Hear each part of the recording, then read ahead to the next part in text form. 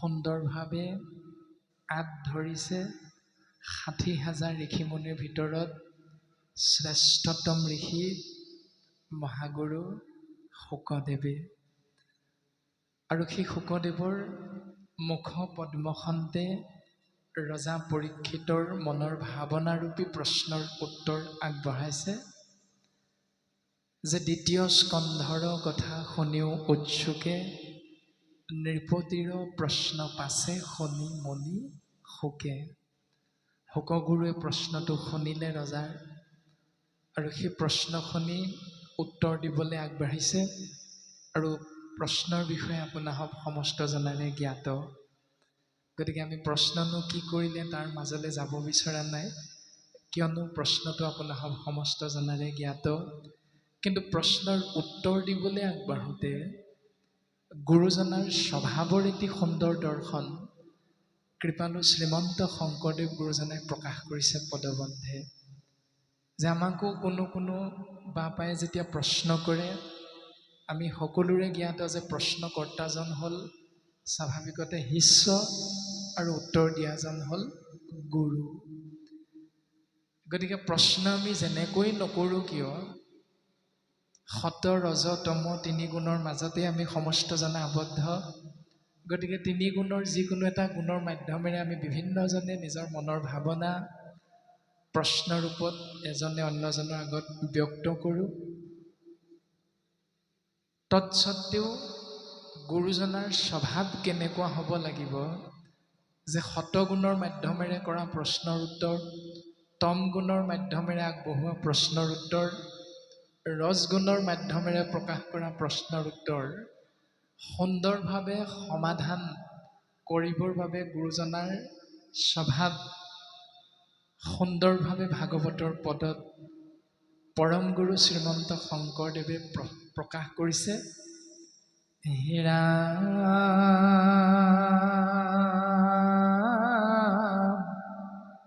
কৃষ্ণ পদ পংকজক হৃদয়ত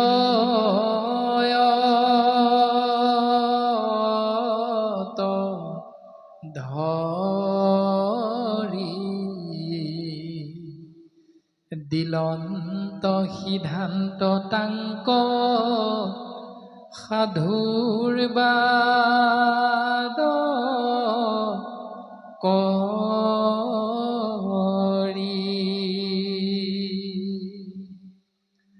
ধন্য নৰপতি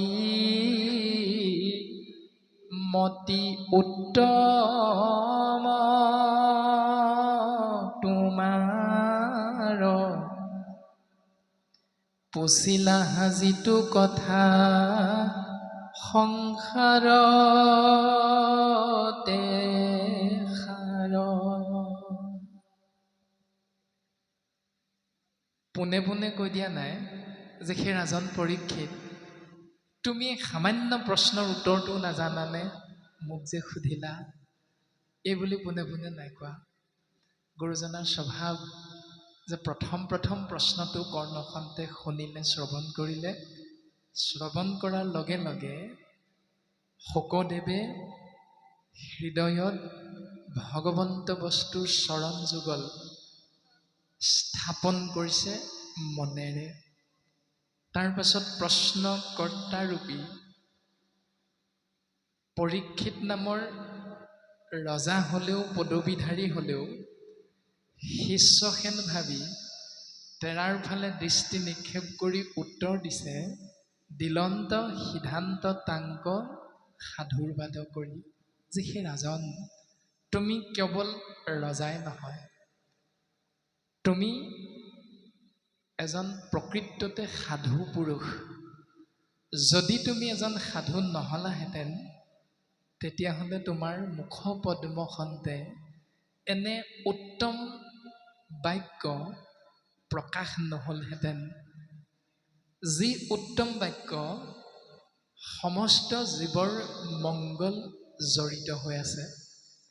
সেইকাৰণে ৰজাক পুনঃ পুনঃ প্ৰকাশ কৰিছে যে ধন্য নৰপতি, মানুহৰ ভিতৰত শ্ৰেষ্ঠতম ৰজা,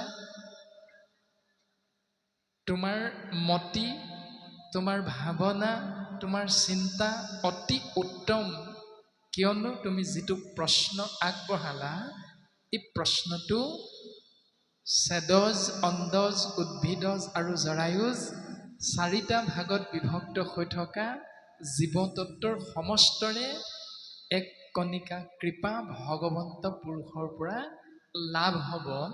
এই দৰ্শনটোত তুমি প্ৰকাশ কৰা প্ৰশ্নটোত যোগ হৈ আছে।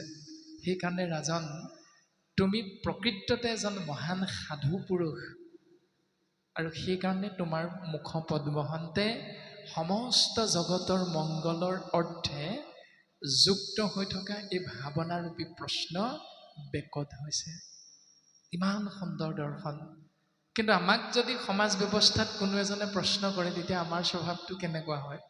বোলে হেৰি আপুনি বহি থাকক, আপোনাৰ প্ৰশ্ন কৰাৰ সময় হৈ গ'ল আৰু। আমাৰ স্বভাৱ কিন্তু তেনেকুৱা। অথচ আমি অনুষ্ঠানৰ পদাধিকাৰো হ'ব পাৰোঁ, পদবীধাৰী সম্পাদকো হ'ব পাৰোঁ, আঞ্চলিকৰ জিলাৰ সম্পাদক সভাপতিও হ'ব পাৰোঁ। কিন্তু সেই পদবীটো পোৱাৰ লগে লগে আমাতকৈ যেন শ্ৰেষ্ঠ অন্য কোনো নাই, এনেকুৱা এটা ভাৱনা স্বাভাৱিকতে আমাৰ শৰীৰটোৰ 11টা ইন্দ্ৰিয়ৰ লগত যোগ হৈ যায়। আৰু যোগ হৈ যোৱাৰ লগে লগে আমাৰ স্বভাৱৰ এটা আমূল পৰিৱৰ্তন হয়। কিন্তু সেই আমূল পৰিৱৰ্তন শাস্ত্ৰই যেনেধৰণে আমাক হ'বৰ বাবে নিৰ্দেশ দিছে, তেনেধৰণে হ'লেহে আমি পৰম পুৰুষ প্ৰভু ভগৱন্তৰ এক কণিকা কৃপা লাভ কৰিব পাৰিম। যদি তাৰ বিপৰীত হয়, তেতিয়াহ'লে আমি কেতিয়াও ঈশ্বৰ পুৰুষৰ পূৰ্ণ কৃপাৰ পাত্ৰ হ'ব নোৱাৰোঁ। আৰু তাৰ বাবে উত্তৰ প্ৰদান কৰিছে যে সেই ৰাজন তুমি শুনা, নাহি জ্ঞান যাৰ জাতি ধৰ্ম মাত্ৰ কৰে, নিতে বলি বিশ্ব পঞ্চযজ্ঞক আচৰে। তাহাৰ শ্ৰোতব্য কথা আছে অসংখ্যাত, হৰি বিমুখৰ হৈ ব্যৰ্থে আয়ুপাত। স্বাভাৱিকতে যিজন হৰিধাৰী মনুষ্যই ঈশ্বৰ পুৰুষৰ চিন্তাৰ পৰা, ভাৱনাৰ পৰা 24টা তত্ত্বৰে গঠিত শৰীৰ, একাদশ ইন্দ্ৰিয়যুক্ত শৰীৰ, আত্মা, পৰম আত্মা, ঈশ্বৰকেন্দ্ৰিক ভাৱনাৰ পৰা আঁতৰাই ৰাখে, তেওঁলোকক কোৱা হৈছে হৰি বিমুখ। আৰু এই হৰি বিমুখ হৈ থকা জীৱতত্ত্ব এজনেই হওক, বহুজনেই হওক, বা এখন সমাজেই হওক, প্ৰত্যেকজনৰ বাবে কৰিব লগা, শ্ৰৱণ কৰিব লগা, পালন কৰিব লগা কৰ্তব্যৰূপী কৰ্ম, চিন্তা, ভাৱনা যথেষ্টখিনি আছে ৰাজন। তুমি মনত ৰাখিবা, তাহাৰ শ্ৰোতব্য কথা আছে অসংখ্যাত, বহুত আছে, সংখ্যাৰে গণনা কৰি শেষ কৰিব নোৱাৰি। যিসকল স্বাভাৱিকতে হৰি বিমুখ, ঈশ্বৰক ভাল নাপায়, ঈশ্বৰৰ নাম আশ্ৰয় কৰি বেয়া পায়, ভকতৰ সংগ আশ্ৰয় কৰি যিসকলে বেয়া পায়, সন্তুষ্টি লাভ কৰিব নোৱাৰে, তেওঁলোকে কৰি থাকে স্বাভাৱিকতে 5টা কৰ্ম। আৰু সেই 5টা কৰ্মক পঞ্চযজ্ঞ বুলি শাস্ত্ৰই সিদ্ধান্ত দিছে। আৰু পঞ্চযজ্ঞ, পঞ্চশুনা পাপৰ দৰ, প্ৰথম স্কন্ধ ভাগৱতৰ পদত খুব সুন্দৰভাৱে এই কথাকেইটা উল্লেখ কৰিছে যে সেই ৰাজন পৰীক্ষিত তুমি শুনা, ৰাম দেৱ ঋষি ভূত পিতৃ কুটুম্ব জনৰ, দেৱতা, ঋষি, ভূত, পিতৃ আৰু আত্মীয়সকলৰ লগত এই সংসাৰত সম্বন্ধ ঘটাওঁতে আমি হেনো আত্মাতত্বই পৰম আত্মাৰ পৰা যেতিয়াই ভাত খাই এই সংসাৰলৈ আহোঁ কৰ্মৰ ফল ভোগ কৰিবৰ বাবে, তেতিয়াই গুৰুজনাই সিদ্ধান্ত দিছে যে দেৱ ঋষি ভূত পিতৃ কুটুম্বজনৰ উপজিলে তাসম্বাৰ ঋণী হৈ নৰ মানে মনুষ্য। আমি মনুষ্য নামৰ আত্মাতত্বই জন্ম হোৱাৰ লগে লগে এই পাঁচটা ধাৰ আমাৰ লগত যোগ হৈ থাকে। এতিয়া সেই পাঁচটা ধাৰৰ পৰা মুক্ত হ'বৰ বাবে আমি প্ৰত্যেকেই কিবা এটা নহয় কিবা এটা কৰ্ম কৰি এই সংসাৰত বৰ্তি থাকোঁ, নিজৰ উপস্থিতিৰ উমান দিওঁ সমাজত, জগতত। আৰু তাৰ বাবে কৰা কৰ্মকেইটা যে হোমে দেৱ ঋণ, তৰ্পণে ঋষিৰ, এনেধৰণে হোম যজ্ঞৰ দ্বাৰা দেৱতা ঋণৰ পৰা মুক্ত হৈ থকাৰ এটা ব্যৱস্থা আমি প্ৰত্যেকেই পালন কৰোঁ। তাৰ পাছত হোমে দেৱ ঋণ, তৰ্পণ প্ৰক্ৰিয়াৰ দ্বাৰা ঋষি ঋণ, বলি আৰু দান প্ৰক্ৰিয়াৰ দ্বাৰা ভূত ঋণ, শ্ৰাদ্ধ আৰু পিণ্ড কৰ্মৰ জৰিয়তে পিতৃ ঋণ, আৰু সমভাৱে সুহৃদ জনৰ খোজে ঋণ, এহি ভাৱে ঋণী সদা ভকতি বিহীন। যে এনেকৈ আমি এই ঋণবিলাকৰ পৰা মুক্ত হৈ থাকিবলৈ নিতৌ যি কৰ্ম কৰোঁ সেই কৰ্মকেইটাক পঞ্চযজ্ঞ, পাঁচটা যজ্ঞ বুলি সিদ্ধান্ত দিছে। কিন্তু গুৰুজনাই প্ৰকাশ কৰিছে যে নিতৌ কৰি থকা এই কৰ্ম পঞ্চযজ্ঞ হ'লেও এটা কথা সদায় স্মৰণ কৰিবা, মনত ৰাখিবা যে ভক্তিক যদি আশ্ৰয় নকৰা তেতিয়াহ'লে এই পাঁচটা যজ্ঞৰূপী কৰ্ম নিতৌ আশ্ৰয় কৰিলেও সেই হৰিধাৰী শ্ৰেষ্ঠতম জীৱ মনুষ্য তোমালোকৰ এই সংসাৰত জীৱন ধৰাৰ সাৰ্থকতা নহ'ব তেতিয়ালৈকে, যেতিয়ালৈকে আমি ভক্তিক আশ্ৰয় নকৰিম। গতিকে গুৰুজনে আমাক সুন্দৰভাৱে এই সিদ্ধান্তটো দিলে, কায় বাক্য মন কৰি নিশ্চয়ে যিজন মুকুন্দৰ চৰণত পখিল শৰণ, তাৰ ঋণ খোজা সবে গৈল সমস্তৰ, নকৰিও ঋণিয়াৰ নহি সিটো নৰ। কায় বাক্য মন এক কৰি চিত্ৰৰ জৰিয়তে যিজনে অনন্ত কোটি ব্ৰহ্মাণ্ডৰ গৰাকী প্ৰভু ভগৱন্ত কৃষ্ণ তত্বৰ অনন্ত কোটি নামৰ এক নাম গুৰুজনাই কৈছে মুকুন্দ। মু মানে মুক্তি, কুণ্ড মানে গাঁত। এই ভৱ সংসাৰৰূপী গাঁতটোৰ পৰা উদ্ধাৰ পাবৰ বাবে আমি যিজনাই ভগৱন্তৰ অনন্ত কোটি নামৰ এক নামত শৰণ, ভজন, ভক্তি আৰু সদাচাৰ এই চাৰি নাম বস্তুক আশ্ৰয় নকৰাকৈ থাকিম, তেতিয়াই সেই জীৱতত্বই পঞ্চযজ্ঞ কৰিলেও এই মায়াময় সংসাৰৰ মায়া ছেদ কৰিব পৰা নাযাব বা নহ'ব।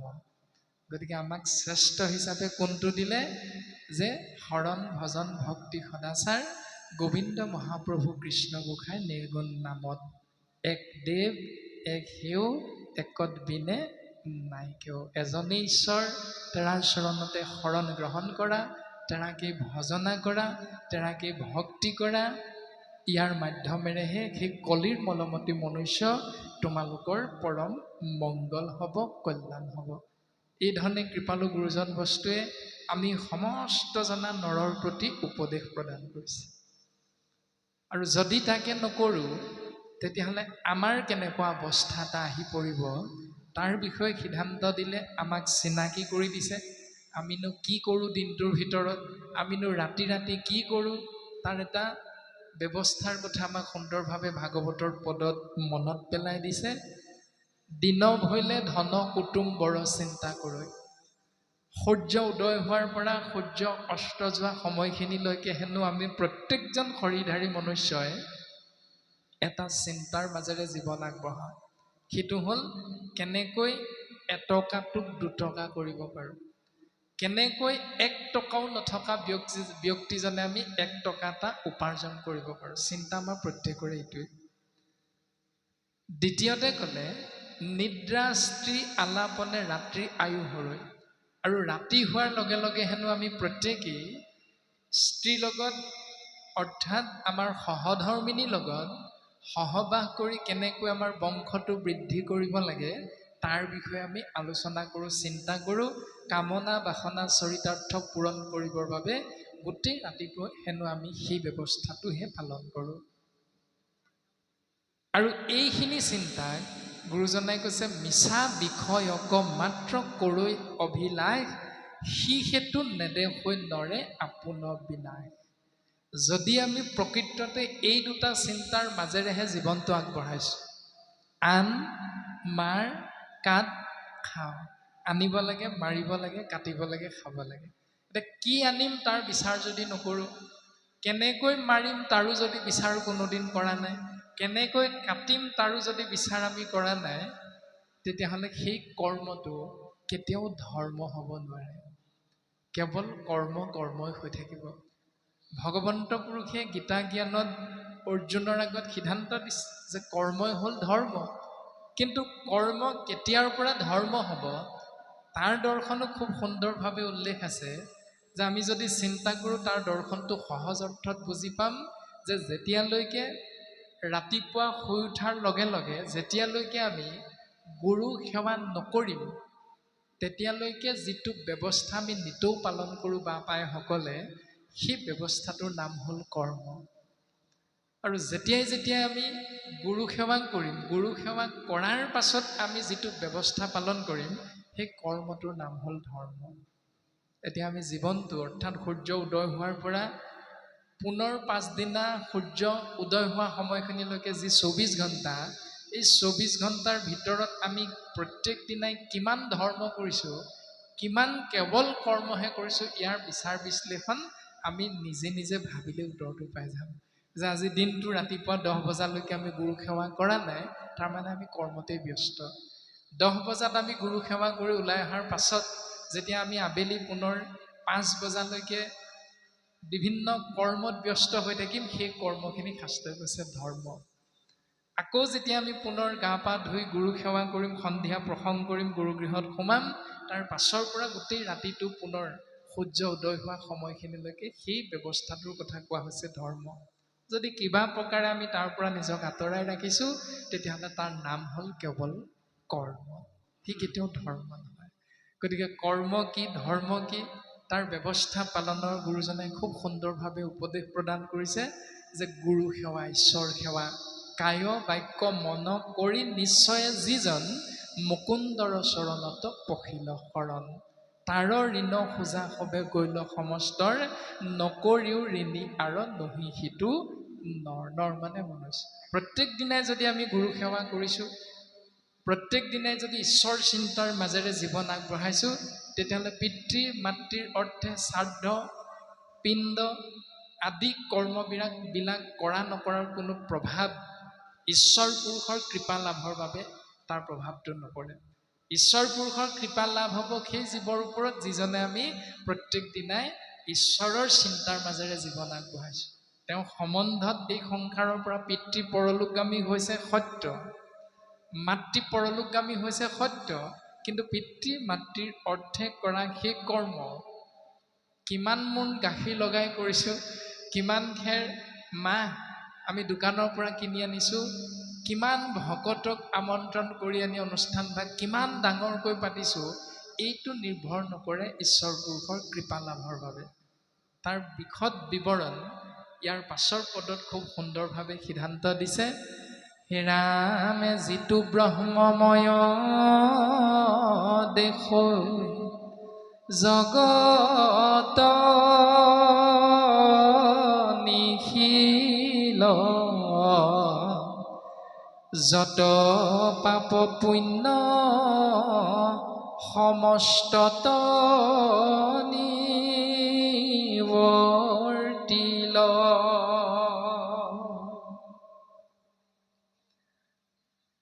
বৰ্তিল মানে নিহিত হৈ থকা, বৰ্তি থকা, যোগ হৈ থকা। নিবৰ্তিল মানে নিহিত হৈ নথকা, যোগ হৈ নথকা। তাৰমানে যিজনে হেনো চেদজ, অণ্ডজ, উদ্ভিদজ আৰু জৰায়ুজ 4টা ভাগত বিভক্ত হৈ থকা জীৱতত্বৰ প্ৰতি যিজনে একাদশ স্কন্ধত যে উল্লেখ কৰিছে পৰমাত্মা ভগৱন্ত পুৰুষে জীৱাত্মাৰ প্ৰতি উদ্ধৱৰ আগত যে কুকুৰ শৃগাল গৰ্দভৰু আত্মা ৰাম জানিয়া সবাকো পৰি কৰিবা প্ৰণাম। সমস্ত ভূততে ব্যাপী আছো মই হৰি সবাকো মানিবা বিষ্ণু বুদ্ধি হেন কৰি। যে সমস্ত ভূততে মই ব্যাপ্তমান হৈ আছো, সেইকাৰণে তুমি সকলোকে ঈশ্বৰ জ্ঞান কৰিবলৈ চেষ্টা কৰিবা, অভ্যাস কৰিবা। কেতিয়ালৈকে? যে কায় বাক্য মনে অভ্যাসিবা এহি ভাবে। কেতিয়ালৈকে? যেতিয়ালৈকে সমস্ত ভূততে বিষ্ণু বুদ্ধি নোহে যাৱে।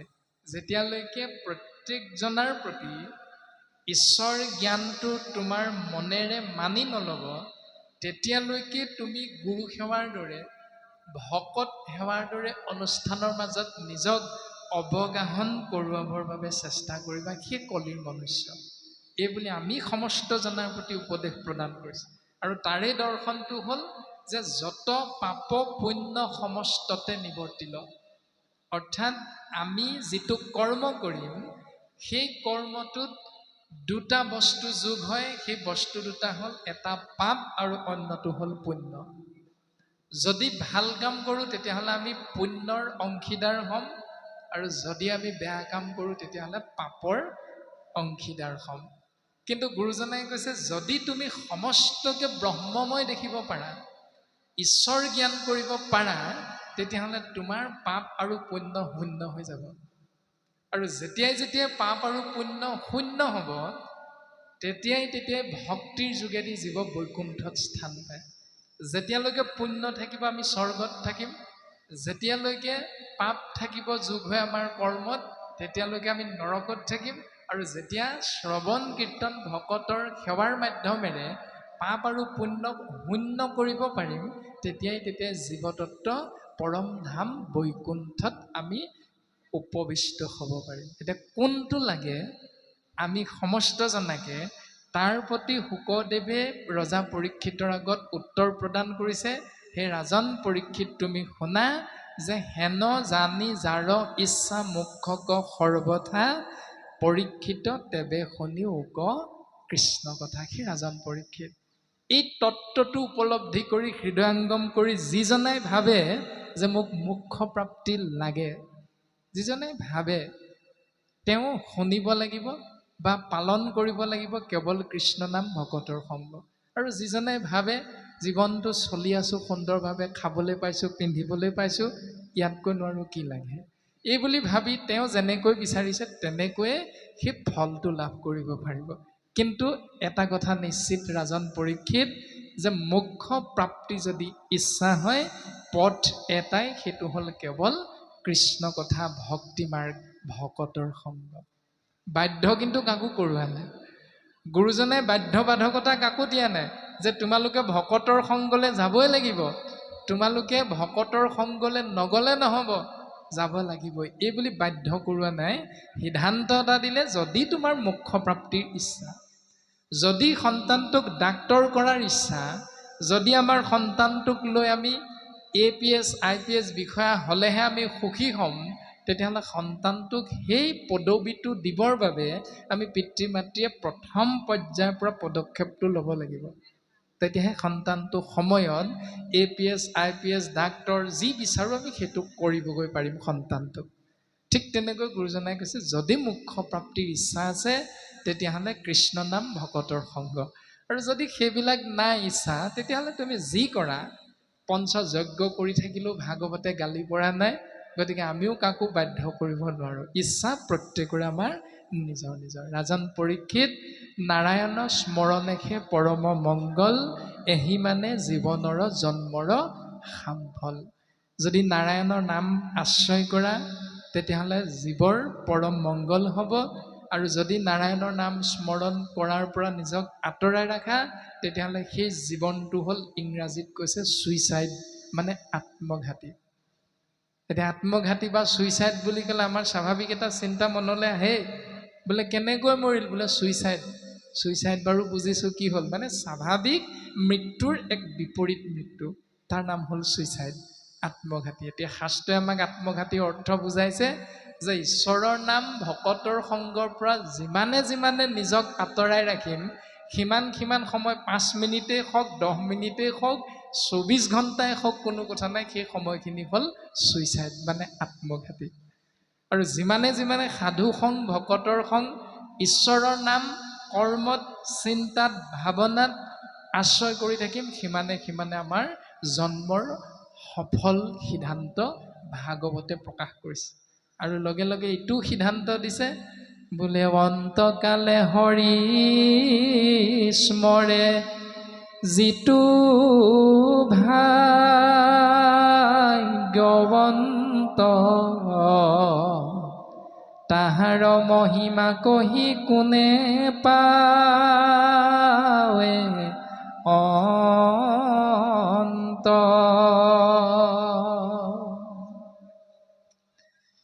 এই শৰীৰটোৰ পৰা যেতিয়া আত্মাতত্ব পৃথক হ'ব, যাক স্বাভাৱিক অৰ্থত কোৱা হয় মৃত্যু। আত্মাৰ মৃত্যু নাই, আত্মা হ'ল অবিনাশী এক পৰম সত্য। আৰু সেই সত্য বস্তুৱে যেতিয়াই বিনাশী 24টা তত্ত্বৰে গঠিত শৰীৰটোক বেয়া পায়, এই গৃহখন এৰি থৈ যাব এদিন। সেই দিনটো, সেই ক্ষণটো যদি শাস্ত্ৰই কৈছে হৰিক স্মৰণ কৰা ক্ষণত যাব পৰা যায়, পৃথক হ'ব পৰা যায় শৰীৰৰ পৰা আত্মাতত্ব, তেতিয়াহ'লে তেওঁৰ সমান ভাগ্যৱন্ত দ্বিতীয়জন এই সিদ্ধান্তটো প্ৰকাশ কৰিছে। আৰু সেইটো আমি সকলোৱে মানি লওঁ। যদি ভকতৰ সংগত সেৱা কৰি থাকোঁতেই, পাঠ কৰি থাকোঁতে, আলোচনা কৰি থাকোঁতে, বহি থাকোঁতে যদি কোনোবা এজন হাই প্ৰেছাৰ, ল' প্ৰেছাৰ গৈ আমাৰ ঢলি পৰা যায়, বোলে মেডিকেল নেপালেগৈ, তেতিয়াহ'লে আমি প্ৰত্যেকেই কি ক'ম, বোলে বাপজনৰ মৰণটো বৰ ভাল দেই। কিয়? কাৰণ তেওঁ ভকতৰ সংগত গ'ল, ঈশ্বৰৰ নাম আলোচনা কৰি থাকোঁতে গ'লগৈ বাপজন। আমাৰো যদি তেনেকুৱা মৃত্যু হয়, এনেকুৱা আমি প্ৰত্যেকেই নিশ্চয় ভাবোঁ এইটো হ'ল ভাগৱতৰ দৰ্শন। এইটো আমাৰ সমাজ ব্যৱস্থাত প্ৰত্যেকেই শুদ্ধ বুলি বিবেচনা কৰোঁ, কাৰণ ভাগৱতে আমাক এই সিদ্ধান্তটো প্ৰকাশ কৰিছে কৃষ্ণ। তাৰ সেইকাৰণে গুৰুজনাই কৈছে যে এই ব্যৱস্থাটো যদি তোমাক লাগে, এই উত্তম সত্য বস্তুটো যদি তুমি আশ্ৰয় কৰিব বিচাৰা, তেতিয়াহ'লে তুমি কি কৰিব লাগিব, বোলে শৰীৰ কথাত তাৰ ৰতি বিশ্ৰাম, সদায় মুখত নেৰৈ ৰাম কৃষ্ণ নাম। তেওঁৰ স্বভাৱতেই, তেওঁ আচাৰ ব্যৱহাৰতে প্ৰকাশ হ'ব তেওঁ বৈকুণ্ঠলৈ যাব পাৰিব নে নোৱাৰে। সেই হৰিধাৰী আত্মাতত্বৰ সদায় সদায় হৰিৰ কথাত ৰতি হৈ থাকে নিৰন্তৰে, নিৰবিচ্ছিন্নভাৱে। আৰু তাৰে প্ৰকাশ ঘটে পদ্মমুখখনতে, যেতিয়া বাক্য উচ্চাৰণ হয় তেতিয়া বোলে কৃষ্ণ বাপ ভালে আছে, অ' শইকীয়া বোলে ভালে আছানে, এই বুলি কোনোদিন নকয়। কি বুলি কয়, বোলে কৃষ্ণ বাপজন বহুত দিনৰ মূৰত দেখিছোঁ, প্ৰভুৰ কৃপাত নিশ্চয় ভালেই চাগে, আমিও আপোনাসৱৰ আশীৰ্বাদত মংগলে আছোঁ দিয়ক। এই কৃষ্ণ নামেৰে ঈশ্বৰমুখী চিন্তাৰেহে কেৱল ভাৱৰ আদান প্ৰদান যিজনৰ বাক্যত প্ৰকাশ হয় মুখপদ্মহন্তে, সেই দৰ্শনটো প্ৰকাশ ঘটাইছে যে তেওঁৱে স্বভাৱৰ দ্বাৰা আমি প্ৰকাশ ভংগীমাতে আমি প্ৰত্যেকে বুজিব পাৰোঁ তেওঁ নিশ্চিত ৰূপত বৈকুণ্ঠ প্ৰাপ্তি হ'ব পাৰে। একেবাৰে নিশ্চিতটো শাস্ত্ৰই সিদ্ধান্ত দিব, ভগৱন্ত পুৰুষৰ কৃপা সেয়া। কিন্তু আমি বুজিবৰ বাবে শাস্ত্ৰই এটা ইংগিত প্ৰদান কৰিছে যে যিজনৰ শৰীৰ কথাত ৰতি হয় নিৰবিচ্ছিন্নভাৱে, অবিশ্ৰামভাৱে, যিজনে সদায় মুখত ৰাম কৃষ্ণ নাম আশ্ৰয় কৰে, আৰু সেই মুহূৰ্তখিনি কেনেকুৱা তেওঁ কোনোদিন নাভাবে, একাদশ স্কন্ধত ভগৱন্ত পুৰুষে উদ্ধৱক সেই সিদ্ধান্তটো দিছে, লাজ এৰি গুণ গায়া নাচয়ানন্দতে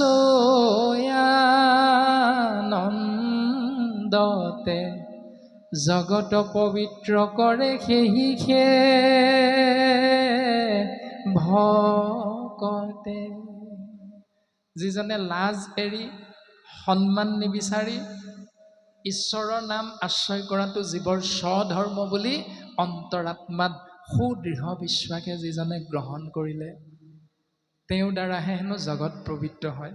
আৰু জগত মানে কি? সৰ্বজানন্তা আপোনাৰ হওক বৰ্গীয় জ মানে জন্ম, গ মানে গতি, দন্তীয় ত মানে হ'ল তৎক্ষণাৎ।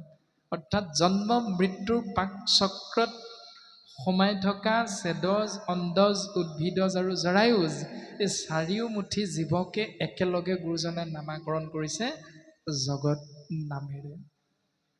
এতিয়া চাৰিওমুঠি জীৱৰ মংগল নিহিত হৈ থাকে আপোনাৰ মোৰ উপস্থিতিত। সেইকাৰণে গুৰুজনাই সিদ্ধান্ত দিছে, জৈত থাকে মোৰ ভক্ত উদাৰ চৰিত্ৰ, কীট পতংগকো কৰয় তেখনে পবিত্ৰ। এতিয়া আমি নামঘৰীয়া, আমি নামাচাৰ্য, আমি পাঠাচাৰ্য, আমি ব্যাখ্যাকাৰ, আমি সম্পাদক, আমি সভাপতি, বিভিন্ন বিষয়ভাৱ আমি লৈ আছোঁ, ভাগৱত পঢ়িছোঁ, শুনিছোঁ। শাস্ত্ৰই কৈছে জৈত থাকে মোৰ ভক্ত উদাৰ চৰিত্ৰ। বহুদিনৰ মূৰত আমি ফুৰিবলৈ গ'লোঁ ভাগিনৰ ঘৰত, আৰু ভাগিনে মোমাইদেউক পাই অতিশয় আনন্দিত। বোলে হেৰা মোমাইদেউ আহি ওলালহি আজি 2 বছৰ 3 বছৰ মানৰ মূৰত। কি হ'ব এতিয়া? সিদ্ধমুঠি সদায় সদায় খোৱাবানে কি হ'ব? ৰবাচোন, মোমাইদেউ আকৌ গাঁৱত নামঘৰীয়া নহয়, মোমাইদেউ আকৌ গাঁৱত প্ৰাথমিকত সম্পাদকৰ দায়িত্বত আছে, নামাচাৰ্যৰ দায়িত্বত আছে। কৃষ্ণ গোবিন্দ।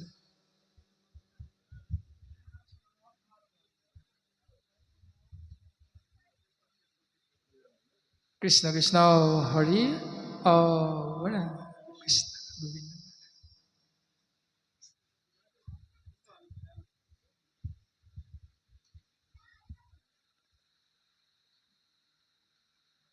গতিকে ভাগিনে কি কৰিলে?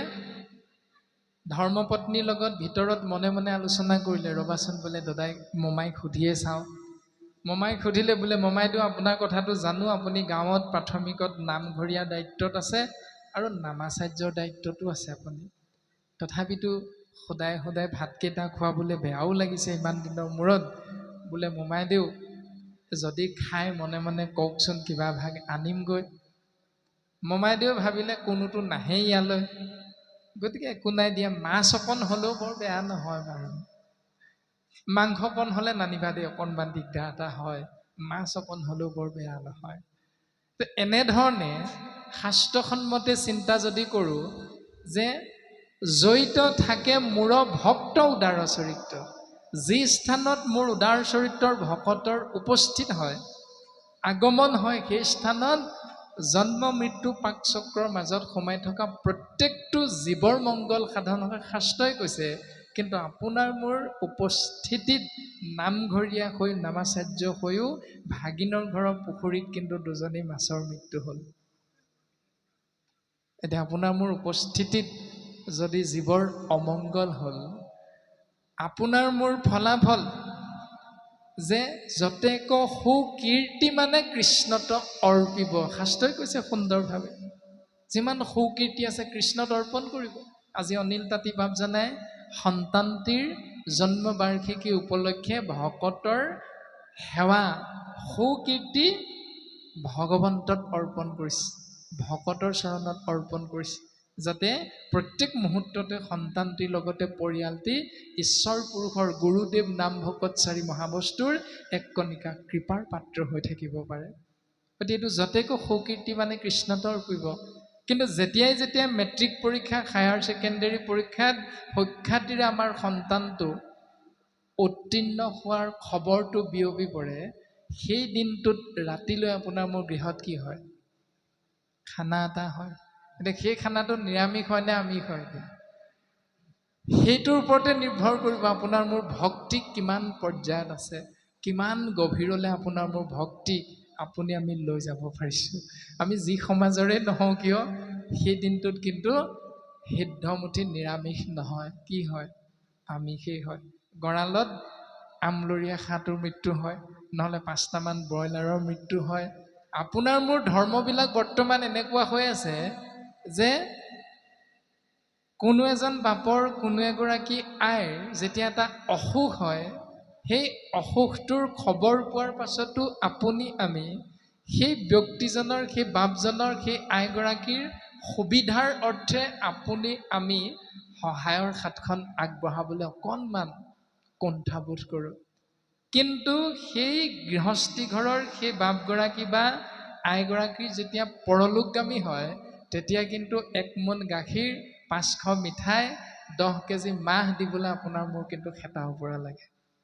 গতিকে আপোনাৰ মোৰ চিন্তাত ক'ৰবাত নহয় ক'ৰবাত গণ্ডগোল হৈ আছে। যদি সেই 10 কেজি মাহ তেতিয়া দিবলৈ থোৱাতকৈ ঔষধ কিনি খাবলৈ যদি সেই পইচাকেইটা দিলোহেঁতেন, তেতিয়াহ'লে নিশ্চয় সেই বাপজন আৰু কেইদিনমান হয়তো সংসাৰত থাকিলহেঁতেন। এই চিন্তাটো আমি কেতিয়াও নকৰোঁ। গতিকে ভাগৱতৰ 3য় স্কন্ধত এই কথাখিনি খুব সুন্দৰভাৱে কপিল প্ৰভু আৰু মাতৃৰ মাজত যি আলোচনা হৈছে, এই আলোচনাত খুব সুন্দৰভাৱে পদত প্ৰকাশ হৈ আছে। গতিকে আমি সেই বিষয়বস্তু যদি হৃদয়ংগম কৰোঁ, তাৰ গভীৰতা যদি আমি বুজিবলৈ চেষ্টা কৰোঁ, তেতিয়াহ'লে আমাৰ কৰ্ম কি হ'ব পাৰে, আমাৰ ধৰ্ম কেনেকৈ হ'ব পাৰে, প্ৰত্যেকটো কথা সুন্দৰভাৱে আমি উপলব্ধি কৰিব পাৰিম। আৰু তেতিয়াই ভগৱন্ত পুৰুষৰ কৃপাৰ পাত্ৰ হৈ এই সংসাৰৰ পৰা পৰম গতি লাভ কৰিব পাৰিম। আৰু এই কথাটোকে ৰজা পৰীক্ষিতে যেতিয়া সুধিছে, তেতিয়াই শুকগুৰুৱে প্ৰকাশ কৰিছে, বলিবা অপূৰ্ব কিনো কহিলাহা মণি, ইটো কথা একো পুৰুষতো নতো শুনি। হেৰা ৰাজন পৰীক্ষিত, তুমি হয়তো ভাবিছা যে তুমি কোৱা প্ৰশ্নটোৰ উত্তৰ দিবলৈ গৈ আমি শুকদেৱে তোমাৰ আগত কৈ থকা কথাবিলাক তুমি পূৰ্বপুৰুষত শুনাই নাই। কিবা অদ্ভুত আচৰিত নিচিনা লাগিছে আমি হয়তো এতিয়া ব্যক্ত কৰা কথাখিনি। গতিকে তুমি আচৰিত নহবা ৰাজন। তুমি পূৰ্বপুৰুষত হয়তো নুশুনা কথা আমি তোমাৰ আগত প্ৰকাশ কৰিছোঁ, তাৰ উত্তৰ আমি তোমাক সুন্দৰভাৱে প্ৰকাশ কৰিম সহজ সৰল অৰ্থত। হে ৰাজন, তুমি সাৱধানে শ্ৰৱণ কৰিবৰ বাবে তুমি প্ৰস্তুত হোৱা। এই বুলি শুকদেৱে সিদ্ধান্ত দিবলৈ আগবাঢ়িছে। আমাৰ পাঠাচাৰ্য বাপজনাই পুনৰ ইয়াৰ পাছৰ পদে কি ক'ব আগবঢ়াই দিব। আমিও সীমিত জ্ঞানৰ গৰাকী আপোনাৰ মহামহন্তৰ আশীৰ্বাদ হৃগত কৰি আসনাধিষ্ঠ হোৱা হৈছে। পদে কি ক'ব পুনৰ আমি পদৰ মাজলৈ আগবাঢ়িম। কৃষ্ণ কৃষ্ণ। বলিবা পূৰ্ব কিনো কহিলাহা মণি, ইটো কথা একো পুৰুষতো নতো শুনি। শুনা সাৱধানে আৰু নিপতি উত্তৰ, ইটো মহাভাগৱত শাস্ত্ৰ বৈকুণ্ঠৰ। আন মহাধৰ্ম একে নামেহে প্ৰখ্যাত, শ্ৰৱণ মাত্ৰকে কৰে কৃষ্ণক সাক্ষাৎ। পূজা নমস্কাৰ ধ্যান সমস্তে দুষ্কৰ, হৰি গুণ নাম ধৰ্ম মহাসুখকৰ।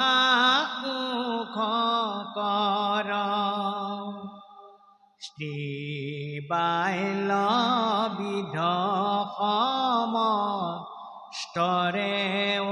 অধিকাৰ,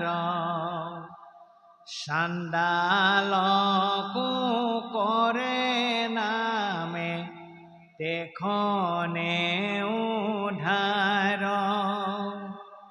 কলিৰ সন্ধ্যাত মই পহিলো প্ৰীতি তুমি মহাবৈষ্ণৱত কৰিব বিদিত প্ৰশ্নৰ উত্তৰ দেও শুনা সাৱধান কৃষ্ণৰ নামেহে জানা পৰম কল্যাণ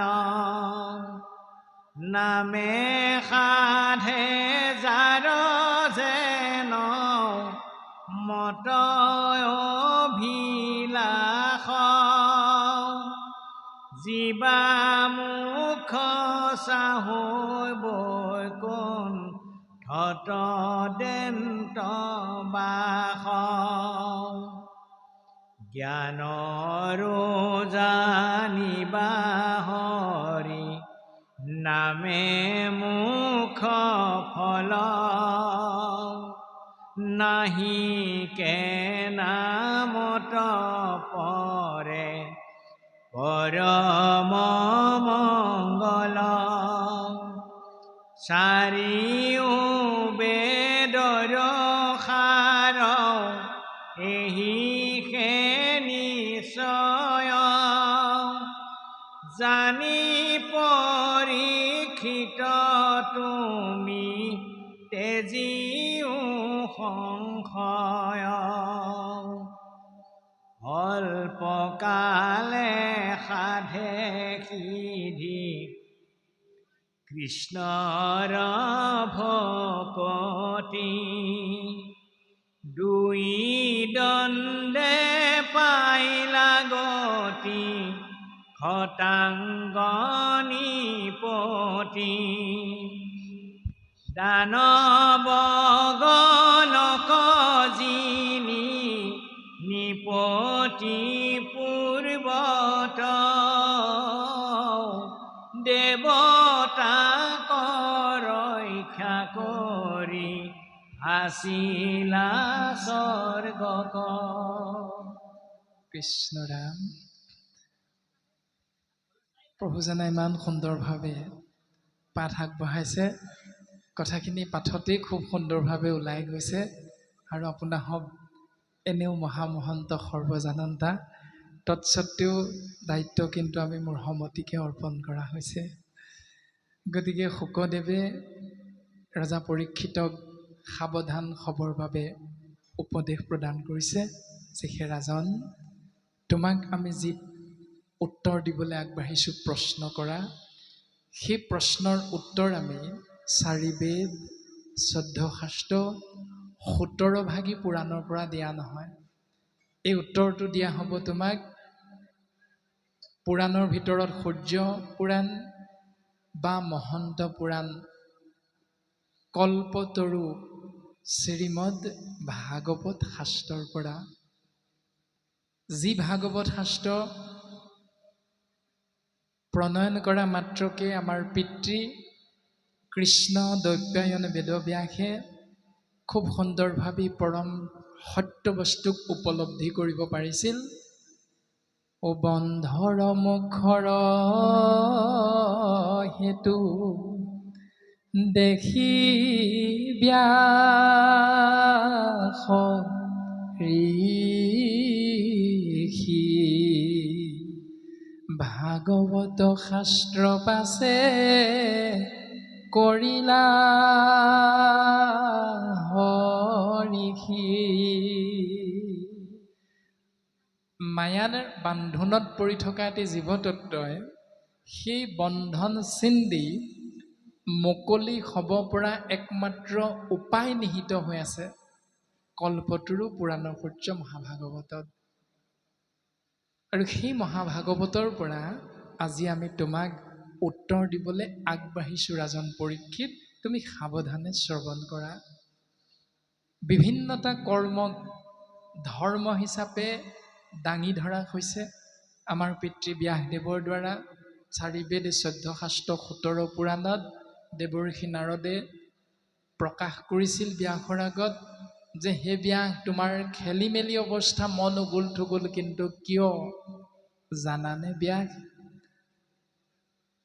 নকৈলা প্ৰখ্যাত কৰি কৃষ্ণ কীৰ্তনক প্ৰকটি কহিলা তুমি আনকহে ধৰ্মক তুমি ৩৩ কোটি দেৱ দেৱতাৰ চৰণ সেৱা কৰা ধ্যান কৰা পূজা কৰা আদি ব্যৱস্থাটো ৪ বেদ ১৪ শাস্ত্ৰ ১৭ ভাগী পুৰাণত পোনপটীয়াকৈ প্ৰকাশ কৰিলা নকৈলা প্ৰখ্যাত কৰি কৃষ্ণ কীৰ্তনক প্ৰকৃততে জীৱৰ মংগল সাধন হয় কৃষ্ণ নাম শ্ৰৱণ কীৰ্তন মহাভক্তিত কিন্তু এইটো তুমি প্ৰত্যক্ষভাৱে প্ৰকাশ নকৰি তুমি পৰোক্ষভাৱে প্ৰকাশ কৰিলা অৰ্থাৎ আমাক যদি কোনোবাই সোধে বোলে বাপ আপোনাৰ নাক কোনটো আমি কি ক'ম প্ৰত্যেকে দেখুৱাই দিম বোলে আমাৰ নাক এইটো আমি জানো কোনোবাই এনেকৈ ক'ম বোলে বাপ আমাৰ নাকটো এইটো এনেধৰণে হাতখন আনিতো কোনো আমি আমাৰ নাকটো নেদেখুৱাওঁ কিন্তু ব্যাসে সেই নিয়মটো পালন কৰিলে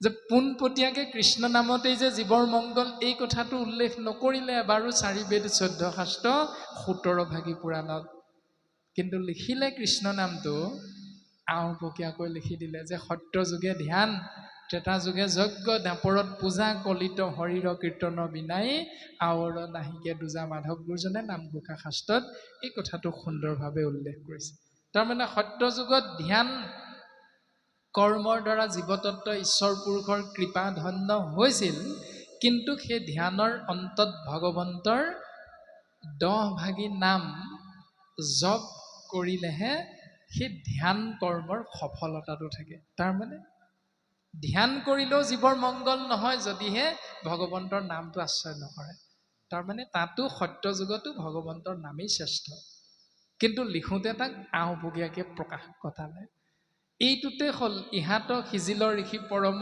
অন্যায় নাহি সুস্থ চিত্ত তব সেহি অভিপ্ৰায় এইটোৱে তোমাৰ বেমাৰৰ মূল কাৰণটো আৰু শুকদেৱে এইখিনিতে এই কথাটো প্ৰকাশ কৰিছে আত মহাধৰ্ম একে নামেহে প্ৰখ্যাত শ্ৰৱণ মাত্ৰকে কৰে কৃষ্ণক সাক্ষাৎ ৪ বেদ ১৪ শাস্ত্ৰ ১৭ ভাগী পুৰাণত যি আন ধৰ্মক শ্ৰেষ্ঠ বুলি প্ৰকাশ কৰিছিল সেই সকলোবিলাক পূৰণ চিন্তি নৎসাত কৰি সেই ব্যাসেই মহাধৰ্ম হিচাপে চিনাকি কৰি দিলে কেৱল গোবিন্দ মহাপ্ৰভু কৃষ্ণ গোসাঁই নিৰ্গুণ নাম জীৱতত্ত্বই কৰ্ণ আৰু পদ্ম মুখ খন্তে এই ২ বিশেষ ইন্দ্ৰিয়ৰ জৰিয়তে শ্ৰৱণ আৰু কীৰ্তন মহাভক্তি আশ্ৰয় কৰা শ্ৰেষ্ঠতম দৰ্শন আৰু ইয়াৰ দ্বাৰাই জীৱই ঈশ্বৰ পুৰুষৰ সাক্ষাৎ দৰ্শন হয় এতিয়া আমি ভাবিব লাগে যে গুৰুজনাই ক'লে কৃষ্ণ নাম শ্ৰৱণ কৰিলে কৃষ্ণ নাম কীৰ্তন কৰিলে ভগৱন্তৰ দৰ্শন পোৱা যায় এতিয়া আপুনি আমি কৃষ্ণ শইকীয়া বাপ বুলি কোৱাৰ পাছতো সেই শইকীয়া বাপ নামৰ শৰীৰটোৰ ভিতৰত অন্তৰাত্মা কৃষ্ণময় প্ৰকৃতপক্ষে দৰ্শন পাইছোনে নাই পোৱা সেইটো উপলব্ধি আমি প্ৰত্যেকে নিজে নিজেহে বুজি পাম এতিয়া প্ৰকৃততে হৈছে নে নাই যদি হৈছে তেতিয়াহ'লে আমি আজি যি দুখন হাত এনেকৈ ইজনে সিজনৰ প্ৰতি ইগৰাকীয়ে সিগৰাকীৰ প্ৰতি কৃষ্ণ এগৰাকী কৃষ্ণ বাপজন বুলি সেৱা আগবঢ়াইছোঁ কিন্তু আমাৰ তাঁতী বাপৰ গৃহলৈ সোমাই অহা আজি সেই যিটো তিনিআলি সেই তিনিআলিটোত আজিৰ পৰা যদি ১৫ দিনমানৰ পাছত দুজন বাপৰ মুখামুখি সংঘৰ্ষ হয় অৰ্থাৎ চাইকেল আৰু বাইকৰ যদি খুন্দাখুন্দি হয় তেতিয়া কিন্তু হাতখন এনেকুৱা হৈ যাবলৈ বেছি দেৰি নালাগে সেইদিনাই আমি বুজি পাম যে আজি কৃষ্ণ বুলি কোৱা সেই হাত দুখন প্ৰকৃতপক্ষে আমাৰ হৃদয়ৰ গভীৰতালৈ ভক্তি গ'ল নে নগ'ল তাৰ উপলব্ধি আজিৰ পৰা ১৫ দিনৰ পাছত পাম সভাপতি সম্পাদক ৰূপে খুব সুন্দৰভাৱে অনুষ্ঠান ভাগ হৈ যোৱাৰ পাছত প্ৰকৃততে আমি ৭ দিন ৪ দিন অনুষ্ঠান কৰি কৃষ্ণ নাম প্ৰকৃততে আমি আশ্ৰয় কৰাটো শাস্ত্ৰসন্মতে শুদ্ধ হ'ল নে নহ'ল তাৰ উত্তৰটো এমাহৰ ভিতৰত পাম কেনেকৈ যে হিচাপ নিকাচৰ যিদিনা খতিয়ান দাঙি ধৰিবৰ বাবে এখন সভা আয়োজন কৰিব আৰু সেই সভাভাগীত যেতিয়া সভাপতিয়ে সম্পাদকৰ সেই ব্যৱস্থাটোত সন্তুষ্ট নহ'ব তেতিয়াই সভাপতিক ভাল পোৱা এটা ফৈদ আৰু সম্পাদকক ভাল পোৱা এটা ফৈদ জন্ম হ'ব এখনেই সমাজ দুখন সমাজ হৈ যাব এভাগেই নামঘৰ দুভাগ নামঘৰ হৈ যাব। সেইদিনাই বুজি পাম ভাগৱত কিমান অন্তৰাত্মাত আমি গ্ৰহণ কৰিব পাৰিম। গতিকে ভাগৱতে সিদ্ধান্ত দিছে যে শ্ৰৱণ মাত্ৰকে কৰে কৃষ্ণক সাক্ষাৎ। এইটো শুদ্ধ, কিন্তু আমি সেই নিয়মটো পালন কৰাত ক'ৰবাত নহয় ক'ৰবাত যেন ব্যৰ্থ হৈছোঁ। যদি ব্যৰ্থ নহ'লোহেঁতেন তেতিয়াহ'লে আমাৰ সমাজৰ মাজত ইমান খামখেয়ালি নাথাকিলহেঁতেন। কিয় আহিল তাৰ মূল কাৰণটো হয়তো কৃষ্ণ নামে আমাক যেনেধৰণে ক্ৰিয়া কৰিব লাগে সেই ক্ৰিয়া কৰাটো হয়তো শাস্ত্ৰৰ পৰা অকণমান হ'লেও বিচ্ছিন্ন হৈ গৈছে। পূজা নমস্কাৰ ধ্যান সমস্তে দুষ্কৰ। প্ৰকৃততে পূজা কৰা, নমস্কাৰ কৰা, ধ্যান কৰা এই ব্যৱস্থাটো এটি জীৱতত্বৰ বাবে অতিকৈ কঠিন, কিন্তু হৰি গুণ নাম ধৰ্ম মহা সুখকৰ। কৃষ্ণ নাম যেন তেন মতে ল'ব পাৰি। মাধৱপুৰজনে নামঘোষাত খুব সুন্দৰভাৱে উল্লেখ কৰিছে, হৰি নাম কীৰ্তনত নাহি কাল দেশ পাত্ৰ, নিয়ম সংযম একো বিধি, হৰিত শৰণ লৈয়া কেৱল হৰি নাম কীৰ্তন কৰন্তে হৈয়ে সিদ্ধি। খুব সুন্দৰভাৱে প্ৰকাশ ঘটাইছে যে কৃষ্ণ বুলি ক'বৰ বাবে, কৃষ্ণ বুলি কীৰ্তন কৰিবৰ বাবে, কৃষ্ণ বুলি শুনিবৰ বাবে তুমি নামঘৰলৈ গৈ কৃষ্ণ বুলি ক'লেহে তোমাৰ ভক্তি হ'ব। বিচনাত শয়ন কৰিবলৈ লওঁতে তুমি কৃষ্ণ বুলি ক'লে তোমাৰ ভক্তি নহ'ব। এনেকুৱা স্থান কাল পাত্ৰ গুৰুজনাই আছে বুলি নাই কোৱা। মাত্ৰ সিদ্ধান্ত দিছে তুমি কৃষ্ণ বুলি আশ্ৰয় কৰা। কৃষ্ণ নামটো দূৰৰ পৰা ৰিণি ৰিণি আজি আমাৰ বক্সত হৰণত যিমান দূৰলৈকে কৃষ্ণ নাম গৈছে, কোনোবা এজনে চাৰিআলি বা তিনিআলি দোকানখনত বহি ইয়াৰ কথাবিলাক কৃষ্ণ নাম শুনি আছে। তেওঁ যদি সেই শুনা সময়খিনিতেই এই সংসাৰৰ পৰা যাব পাৰে, দোকানখনত বহি আছে কোনো কথা নাই, তেওঁ যদি এই সংসাৰৰ পৰা কৃষ্ণ নামটো শুনি ভাবোঁতেই যদি যাবগৈ পাৰে, তেতিয়াহ'লে তেওঁৰ মহিমাৰ কথা ভাগৱতেও কৈ কৈ শেষ কৰিব পৰা নাই। তেওঁ ইমান পুণ্যৰ গৰাকী হয়, ইমান সৌভাগ্যৱন্ত, শাস্ত্ৰই সিদ্ধান্ত দিছে। কিন্তু বিপৰীতে যিবিলাক নিয়ম আমি পালন কৰিবলৈ প্ৰায় চেষ্টা কৰা দেখা যায়, পূজা নমস্কাৰ ধ্যান এই সকলোখিনি যথেষ্ট কষ্টকৰ বুলি কৈছে। কিন্তু হৰিগুণ নাম ধৰ্ম মহাসুখকৰ। যদিও গুৰুজনাই ক'লে হৰি নাম কীৰ্তনত নাহি কাল দেশ পাত্ৰ, নিয়ম সংযম একো বিধি, তৎসত্বেও গুৰুজনাই পাছৰ জোকা ঘোষাতে সেই কিটিপটো ৰাখি দিলে যে হৰিত শৰণ লৈয়া কেৱল হৰি নাম কীৰ্তন কৰন্তে হৈয়ে সিদ্ধি। কৃষ্ণ বুলি কৈছোঁ কিন্তু কৃষ্ণদেৱৰ শৰণ লোৱা নাই, তেতিয়াহ'লে নহ'ব। কৃষ্ণদেৱৰ শৰণ ল'লোঁ, কৃষ্ণ নাম ল'লোঁ, কিন্তু অন্য দেৱৰ উপাসনাৰ স্থানত নহ'ব। হৰিত শৰণ লৈ কেৱল হৰিনাম আশ্ৰয় কৰিলেহে জীৱৰ মংগল হ'ব। গতিকে স্থান কাল দেশ পাত্ৰ ইয়াৰ ব্যৱস্থাটো বুজিবৰ বাবে গুৰুজনাই সেই জোকা ঘোষাতে খুব সুন্দৰভাৱে চাবি আৰু তলা দুইটাৰ ব্যৱস্থা আমাক কৰি থৈ গৈছে। মাত্ৰ আমি অন্তৰাত্মাত বিষয় ব্যৱস্থাটো বুজিবৰ বাবে চেষ্টা কৰিব লাগে। তাৰ পাছত সিদ্ধান্ত দিছে যে ঈশ্বৰৰ নামটো আশ্ৰয় কৰিবৰ বাবে বোলে 5 বছৰত নহ'ব দেই বাবু, 20 বছৰত শৰণ ল'ব নোৱাৰিবা, বোলে 30 বছৰতহে পাৰিবা। এনেকুৱা কিছু কিছু নীতি নিয়ম আমাৰ প্ৰায় সমাজত থাকে যদিও শ্ৰীমন্ত শংকৰদেৱ সংঘ নামৰ ভক্তিৰ পঢ়াশালী ভাগিত 12 বছৰ বয়সৰ পৰা শৰণৰ এটি ব্যৱস্থা, শৰণ গ্ৰহণ কৰিব পৰা এটি সুন্দৰ ব্যৱস্থা সংবিধানত লিপিবদ্ধ হৈ আছে। কিন্তু ভাগৱতেতো 5 বছৰৰ পৰাই শৰণৰ ব্যৱস্থাৰ কথা প্ৰকাশ কৰিছে। কাৰণ পঞ্চ বয়সতে প্ৰহ্লাদে মাতৃৰ গৰ্ভত ৰাম নাম আশ্ৰয় কৰিব পাৰিছে। মাতৃৰ গৰ্ভতে ৰাম নাম আশ্ৰয় কৰি অহাৰ বাবে এই সংসাৰত 5 বছৰ বয়সতে পদ্মমুখহন্তে কৃষ্ণ বুলি আশ্ৰয় কৰাৰ সৌভাগ্যৱন্ত হ'ব পাৰিলে। গতিকে 5 বছৰত যিধৰণে প্ৰহ্লাদে ধ্ৰুৱই দেৱঋষি নাৰদ সৎসংগৰ কৃপা লাভ কৰি কৃষ্ণস্তু ভগৱন্তৰ নাম শ্ৰৱণ কীৰ্তন মহাভক্তিৰে জীৱন ধন্য কৰাৰ সৌভাগ্যৱন্ত হ'ল, তাৰ বাবে সৎসংগ আৰু মাতৃৰ পুণ্য।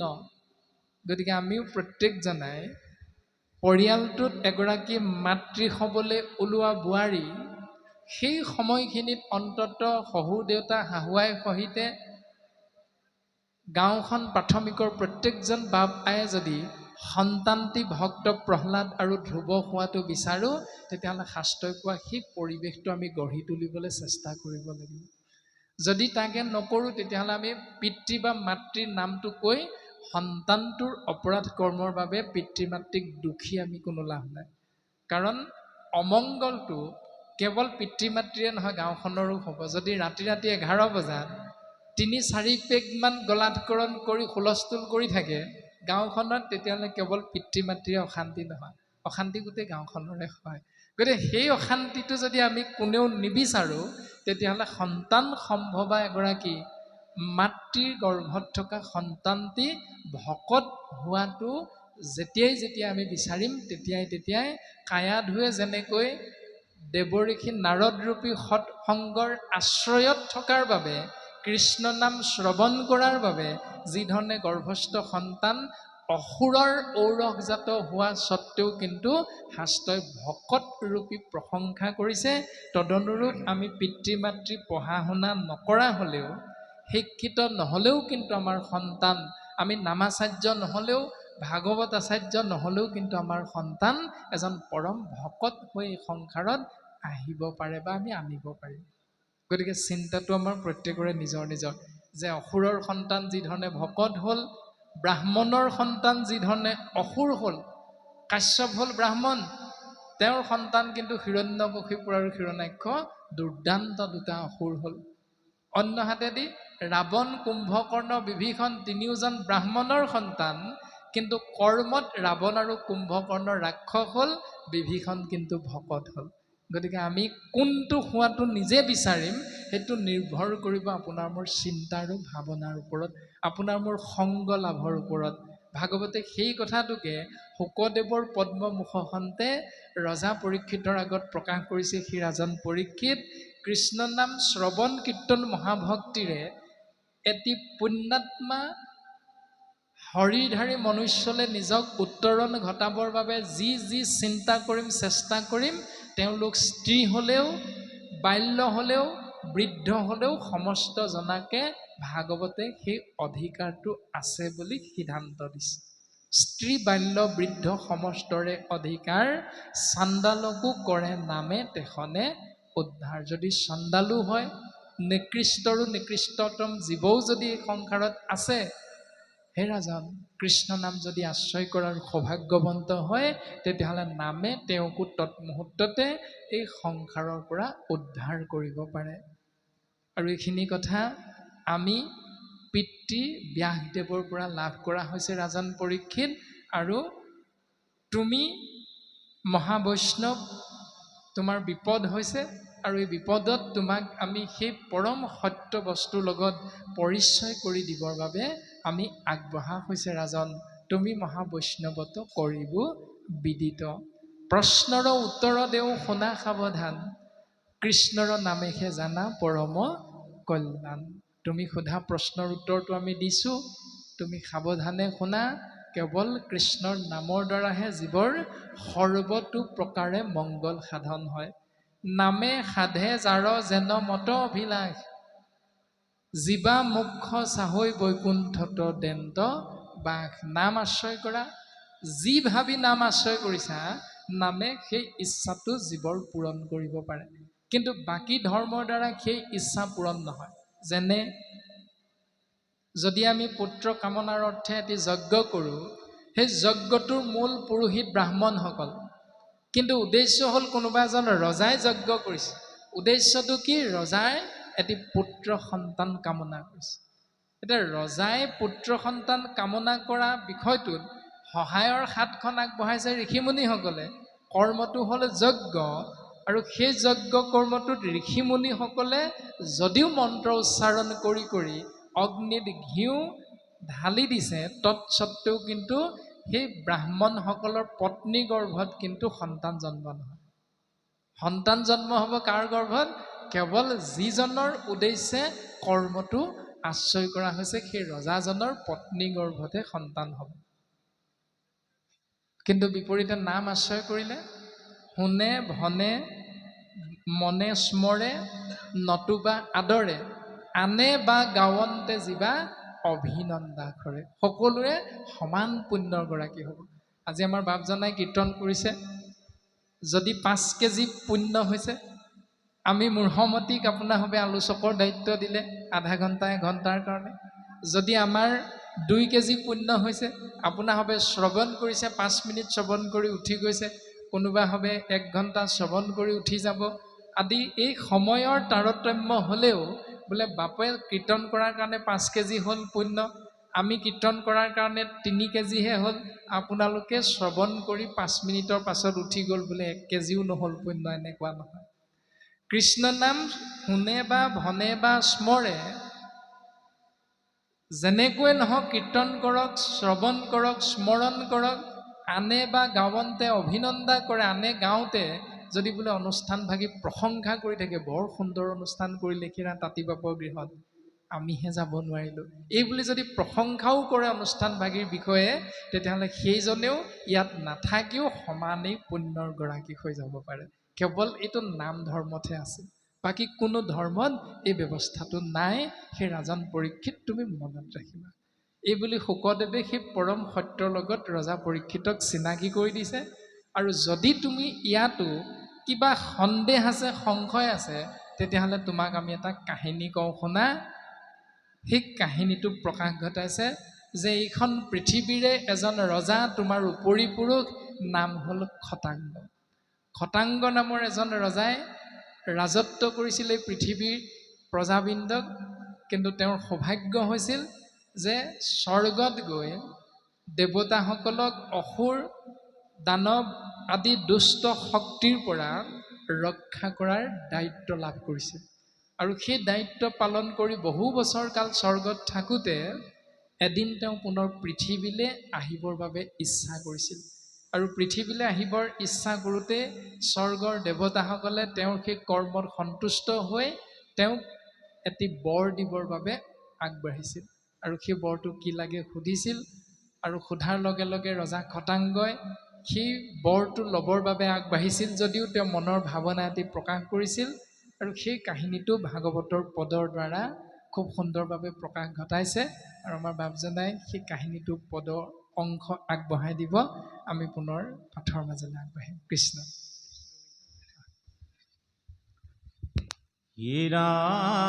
হীৰাম দেৱ হবে বোলে বৰ লোৱা মহি পাল ৰাজা বোলে কৈও আগে জীবু কত কাল দেৱে কহে জীৱাৰো দুই দণ্ড মানে শুনি শীঘ্ৰে পৃথিৱীক আহিলা বিমানে সমস্ত তেজী ৰাজা স্থিৰ কৰি মন কৃষ্ণৰ অভয়ে পদে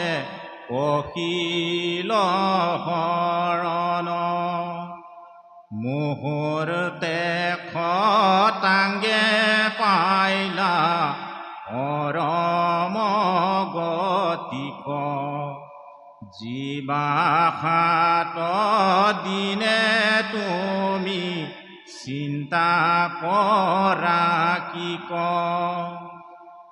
এগি বুলি কহিলা ৰাণা যোগ মুনি যাক কহি আছে হৰি ব্ৰহ্মাত আপুনি সংসাৰত তৰণ পথ আছে অসংখ্যাত অনেক বিঘিনি তাতো দুষ্টৰ সাক্ষাৎ শ্ৰৱণ কীৰ্তন কৰি কৃষ্ণক আৰাধে মহামৈক্ষ সাদে একো বিঘিনি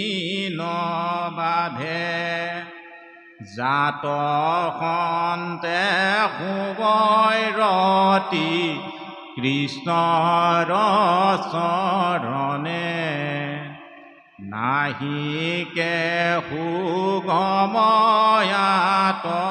পৰে ত্ৰিভুৱনে পূৰ্বত ব্ৰহ্মায়ে এক চিতে তিনিবাৰ দেৱ বেদত বিচাৰিয়েগি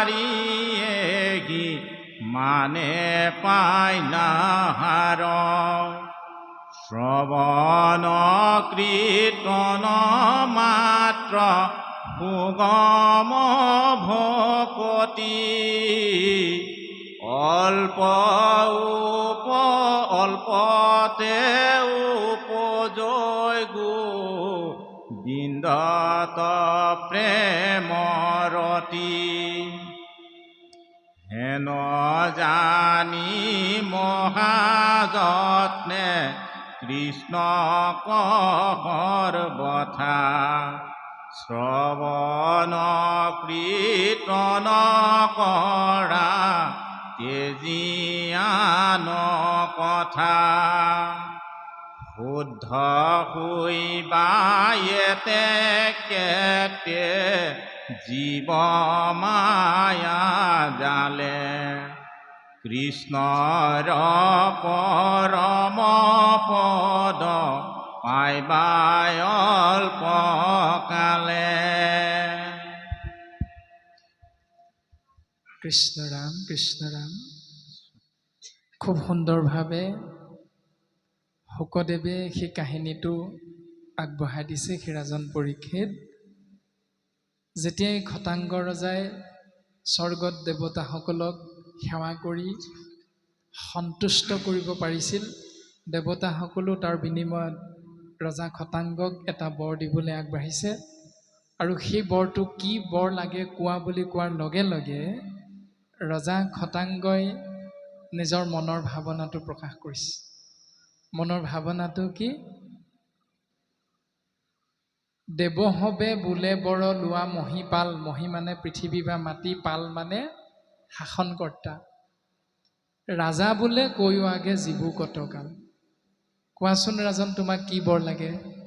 কি দিলে তুমি সন্তুষ্ট হ'বা? ইমান দিন আমাৰ গৃহত থাকিলা, আমাৰ ৰাজ্যত থাকিলা, আমাক ৰক্ষা কৰিলা দুষ্ট শক্তিৰ পৰা, তোমাক কি দিলেনো তুমি সন্তুষ্ট হ'বা?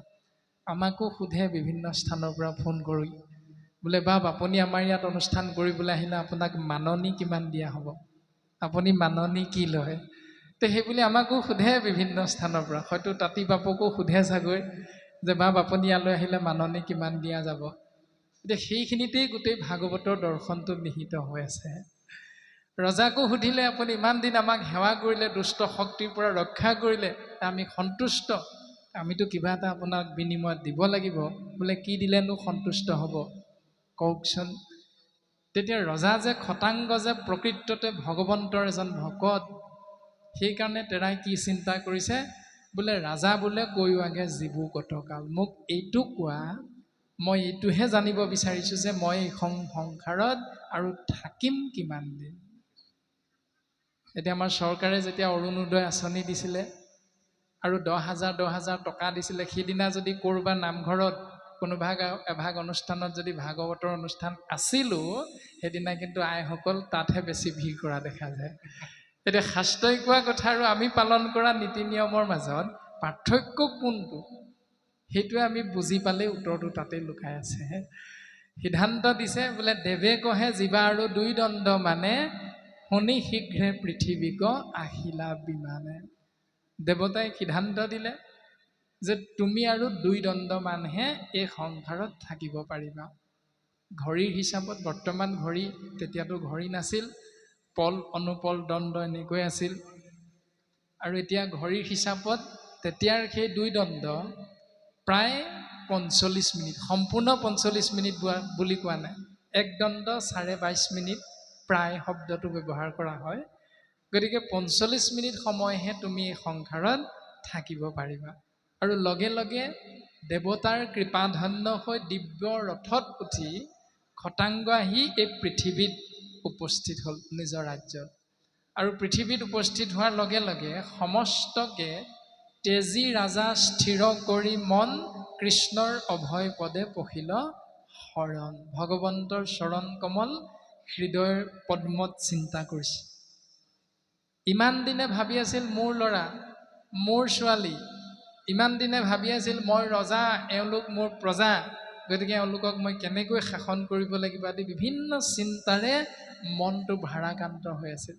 কিন্তু যিদিনাই বুজি পালে মাত্ৰ ২ দণ্ডহে থাকিব, সেই মুহূৰ্ততে নাই ল'ৰা, না ছোৱালী, না প্ৰজা, কাৰো কথা মনলৈ নানি মনৰ পৰা সমস্তখিনি চিন্তা ত্যাগ কৰি এটা চিন্তাতে, যিটো কীৰ্তন গ্ৰন্থত গুৰুজনাই ধ্যান বৰ্ণনাত খুব সুন্দৰভাৱে ঈশ্বৰক উপাসনা কৰা সময়খিনি দৰ্শন দিছে। আপোনাসৱ সমস্ত জনাৰে এইখিনি কথা জ্ঞাত। ঠিক তেনেকৈ খটাংগ ৰজাই ঈশ্বৰক চিন্তা কৰিছে আৰু মুহূৰ্ততে খটাংগে পাইলা পৰম গতিক, জীৱা ৭ দিন তুমি চিন্তা গৰাকীক। সেই ৰাজন পৰীক্ষিত, তুমিতো ৭ দিন জীয়াই থাকিবা, তোমাৰ উপৰি পুৰুষ খটাংগই ২ দণ্ডতে গতি পালে, তুমি কিয় ইমান চিন্তা কৰিছা? চিন্তা কৰাৰ মূল কাৰণটো কি? আমাৰো চিন্তা হয়। কিয় হয়? কাৰণ আমি গুৰুগৃহত সোমাওঁতে ওলাই আহি কি কৰোঁ? আইগৰাকীক বাপজনে প্ৰায় মাথো হয়, বোলে কি বুলি? বোলে হেৰা শুনিছানে? বোলে কি হ'ল? অথনিৰ পৰা পদূলি মুখত মাছ বেপাৰীটোৱে বেল দি আছিল, শুনা নাই? বোলে আপুনি কেনেকৈ শুনিলে? মই গুৰুগৃহত ঈশ্বৰক চিন্তা কৰি থাকোঁতে বেলটো মাত শুনা পালোঁ। আমি কৰা ভক্তি দৰ্শন হ'ল তেনেকুৱা, আৰু ৰজা খটাংগই মুকুতি নাপায়, আমি পাম নেকি? গতিকে আমাৰ চিন্তাত ক'ত খেলি মেলি? এই বিষয়বস্তু শাস্ত্ৰই কৈছে কেনেকৈ, আৰু আপুনি আমি চিন্তা কৰি আছোঁ কেনেকৈ, বিষয়বস্তু তাতেই লুকাই আছে, শুদ্ধ সত্য। তাৰ পাছতে প্ৰকাশ কৰিছে যে তুমি ৭ দিন জীয়াই থাকিবা ৰাজন, তুমি অকণমানো চিন্তা নকৰিবা। এইকেইদিন আমি যি ক'ম তুমি তাক সাৱধানে শ্ৰৱণ কৰা আৰু পালন কৰিবৰ বাবে তুমি প্ৰস্তুত হোৱা। এই বুলি কৈ গোটেইখিনি কথা সুন্দৰভাৱে প্ৰকাশ ঘটাইছে যে এহি বুলি কহিলা ধাৰণা যুগমুনি, যাক কহি আছে হৰি ব্ৰহ্মাত আপুনি। পদ্মকল্পত প্ৰজাপতি ব্ৰহ্মাৰ আগত সত্যবস্তু ভগৱন্তই যি ধৰণে সমস্তখিনি কথা প্ৰকাশ ঘটাইছিল, সকলোখিনি হুবহু শুকদেৱে ৰজা পৰীক্ষিতৰ আগত প্ৰকাশ কৰিবলৈ আগবাঢ়িছে। সেই ৰাজন, সংসাৰ তৰণ পথ আছে অসংখ্যাত। মেট্ৰিক পৰীক্ষা দিয়া প্ৰাক মুহূৰ্তলৈকে সন্তানটো গাঁৱৰে বিদ্যালয়খনত পঢ়াওঁ, কিন্তু তাৰ পাছত সেই সন্তানটোক ভাল শিক্ষাৰে শিক্ষিত কৰি তুলিবৰ বাবে আমি পিতৃ মাতৃয়ে বিভিন্নখন বিদ্যালয়ৰ নামটো মনলৈ আনো, বোলে কোনখন বিদ্যালয়ৰ ফলাফলটো ভাল যোৱা বছৰ, এই বছৰো ভাল, গতিকে আমি নিৰ্বাচন কৰোঁ বিভিন্নখন বিদ্যালয় সন্তানটোৰ ভৱিষ্যতটো মংগলৰ বাবে। এইটো বাস্তৱ পৃথিৱীখনত আমি প্ৰত্যেকেই এই কথাখিনি বুজি পাওঁ। তদনুৰূপ শুকদেৱে পৰীক্ষিতক কৈছে যে মায়াময় সংসাৰৰ মায়া ছেদ কৰি তৰি যাবৰ বাবে পথ বিভিন্নতা আছে, হয় ৰাজন, সংসাৰ তৰণ পথ আছে অসংখ্যাত, কিন্তু সেই পথবিলাকত বিঘিনি তাতো দুষ্কৰ সাক্ষাৎ, কিন্তু সেই পথবিলাক যথেষ্ট কঠিন, টান। সেই টান বা কঠিন পথবিলাক যদি আশ্ৰয় কৰা, তেতিয়াহ'লে ইয়াৰ দ্বাৰা তুমি এই সংসাৰৰ পৰা সহজতে পৰিত্ৰাণ পাব নোৱাৰিবা। যিটো নিমি নৱসিদ্ধ সংবাদত কবি সিদ্ধই নিমি ৰজাৰ আগত প্ৰকাশ কৰিছে যে আন ধৰ্ম ঋষি মুখে কৰায়া বেকত, কহিলা আপোন ধৰ্ম নিজ মুখে যত। যে নিজৰ মুখ পদ্মখনতে ভগৱন্ত পুৰুষে যিখিনি কথা বেকত কৰিছে প্ৰজাপতি ব্ৰহ্মাৰ আগত, এইটো হ'ল সত্য বস্তু। কিন্তু ঋষিমুনিসকলৰ পদ্মমুখখনতে যিখিনি নীতি নিয়ম আমি পালন কৰিবৰ বাবে এৰি থৈ গৈছে, সেইখিনি হ'ল আন ধৰ্ম। এতিয়া আন ধৰ্ম পালন কৰিম, 4 বেদ 14 শাস্ত্ৰ 17 পুৰাণৰ নিয়ম। যদি ভাগৱত পুৰাণৰ মতে আমি নিয়মটো পালন কৰোঁ, তেতিয়াহ'লে বৈকুণ্ঠৰ শাস্ত্ৰ কৃষ্ণ মুখৰ বচন আৰু কি তত্ত্ব পায় যেই সেইজন। এই ভাগৱত হ'ল বৈকুণ্ঠৰ শাস্ত্ৰ, আৰু এই বাক্য হ'ল ভগৱন্ত পুৰুষৰ শ্ৰীমুখৰ দ্বাৰা নিগৰিত সত্য বস্তু। ই ঘটিয়াম বাটিয়াম মানুহ এজনে কৈ থকা কথা নহয়। কিন্তু এই ভাগৱতক আশ্ৰয় কৰিবলৈ যাওঁতেও অকণমান খেলি মেলি হয় কেতিয়া একাদশ স্কন্ধতে এই কথাটো সুন্দৰভাৱে আমি অনুধাৱন কৰিব পাৰোঁ যে তেতিয়ালৈকে যদু বংশ ধ্বংস হোৱা নাছিল। যেতিয়ালৈকে যদুবীৰসকলে কৃষ্ণদেৱক ঈশ্বৰ বুলি মান্যতা প্ৰদান কৰি আছে তেতিয়ালৈকে যদুবংশৰ কোনোদিন হানি বিঘিনি হোৱা নাই।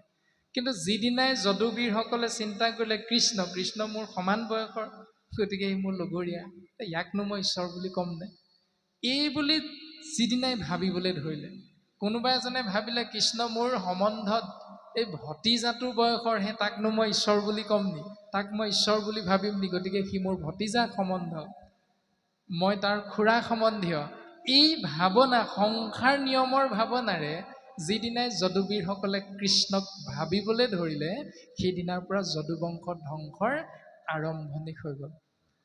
তদনুৰূপ যিদিনাই বাংময় মূৰ্তি ভাগৱতক আসনত প্ৰতিষ্ঠা কৰি ঈশ্বৰ জ্ঞান কৰি আপুনি মই ইয়াৰ নীতি নিয়মৰ মাজেৰে সেৱা কৰি থাকিম, সেইদিনালৈকে আপোনাৰ মোৰ গৃহত কোনোদিন অমংগল নহয়।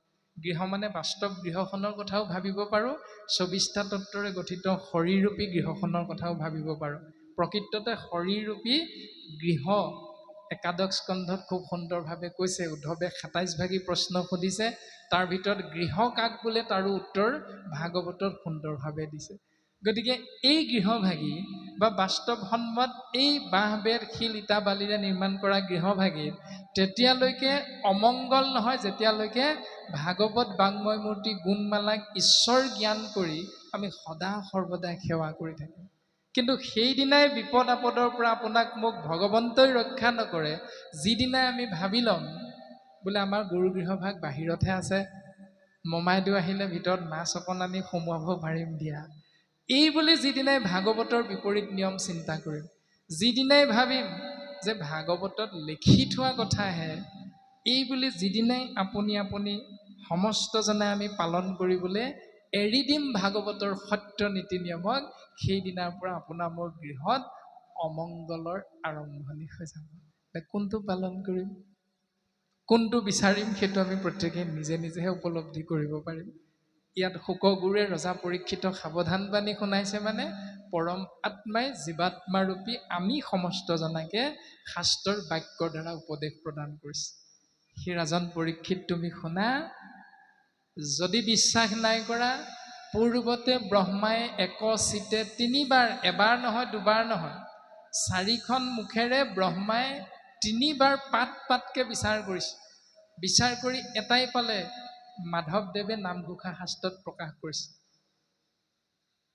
খুব সুন্দৰভাৱে আপোনাক সমস্ত জনাৰে জ্ঞাত, 4 বেদৰ 4 অক্ষৰ হাড় কাঢ়ি আনি ব্ৰহ্মাদেৱে বেকত কৰিয়া থৈলা নাৰায়ণ বাণী, সেহি নাৰায়ণ নাম লৈয়া শুদ্ধ কৰোঁ আমি চিত্ত কায়া, হৰি সন্তোষৰ কাৰণ আৰু নাজানি। যদি ঈশ্বৰৰ নামতেই ঈশ্বৰ সন্তুষ্ট হৈ নাম আশ্ৰয় কৰা ভকতক কৃপা বৰ্ষণ কৰে, তেতিয়াহ'লে যাবৰ পৰত আপোনাৰ মোৰ মনত কিয় ভাৱনাটো হয় বোলে আমাৰ আইগৰাকী নাহিলে প্ৰসাদ এভাগ দিয়ক, এই ভাৱনাটো কিয় আহে, বোলে আমাৰ বাপজন নাহিলে প্ৰসাদ এভাগ পাম নেকি, এই যে ভাৱনাটো আহে, তেতিয়াহ'লে ইমান পৰা আমি নাম কিয় ল'লো? তাৰমানে নামে আপোনাক মোক যেনেধৰণে ক্ৰিয়া কৰিব লাগে তেনেধৰণে নকৰিলে। হয়তো নামৰ ওপৰত আপোনাৰ আমাৰ সুদৃঢ় বিশ্বাস নাই, যাৰ বাবে আমি প্ৰসাদৰ ভাগটোৰ কথা মনে মনে ভাবি থাকিলোঁ। এই ব্যৱস্থাখিনি ৰাম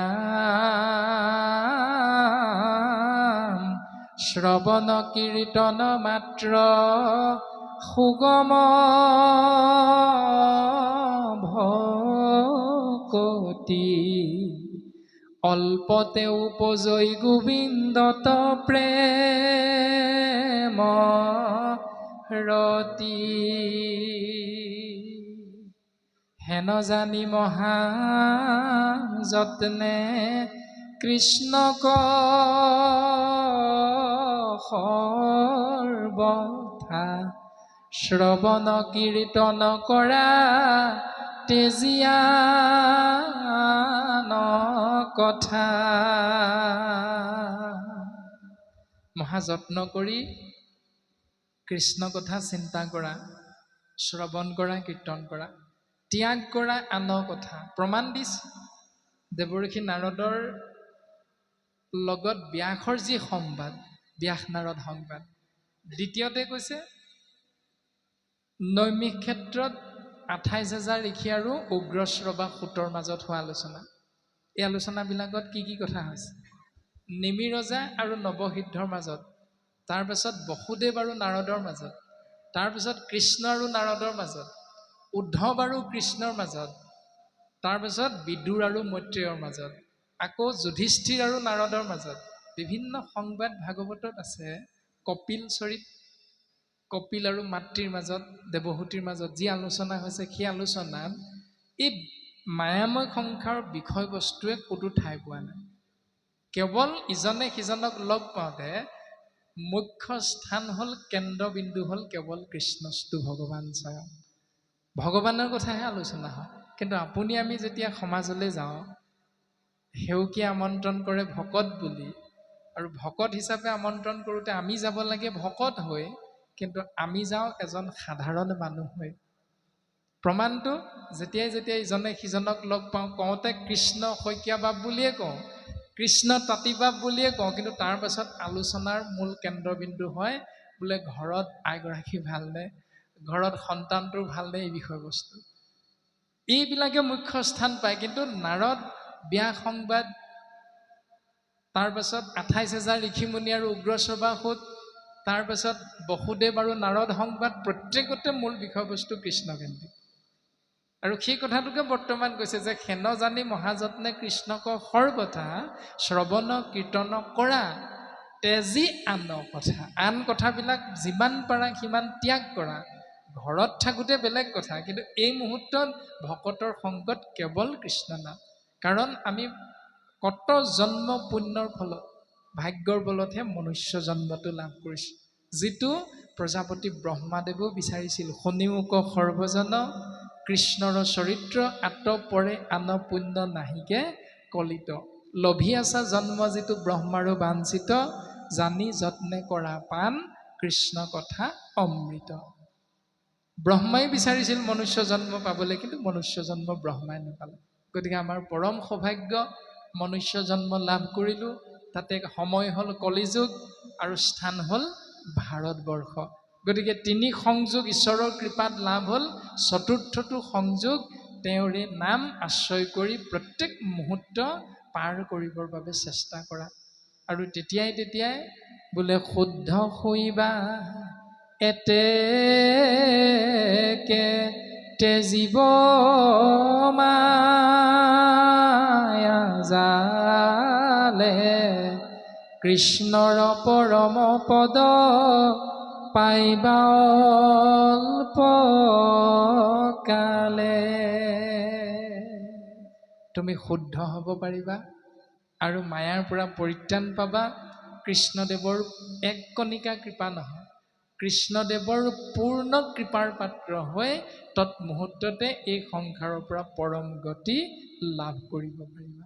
আৰু এইখিনি কথাকে 2য় স্কন্ধ ভাগৱতত কৃপালু শ্ৰীমন্ত শংকৰদেৱ গুৰুজনাই মূল সংস্কৃতৰ পৰা সহজ সৰলভাৱে অনুবাদ কৰিবলৈ যাওঁতে সিদ্ধান্ত দিছে, 2 অধ্যায়ৰ কথা গৈল এহি মানে, শুকমুনি কহন্ত ৰাজাত বিদ্যমানে। প্ৰকৃততে 2টা অধ্যায় আছে মূল সংস্কৃতত এইখিনিলৈকে, কিন্তু কৃপালু গুৰুজন বস্তুৱে এটি অধ্যায়তে সাৰ তত্ত্বটো মাত্ৰ আপোনাৰ মোৰ বাবে প্ৰকাশ কৰি থৈ গৈছে। তাৰ পাছত শুকগুৰুৱে সিদ্ধান্ত দিছে, ৰাম জ্ঞানী মনুষ্যৰ এহি মানে প্ৰয়োজন,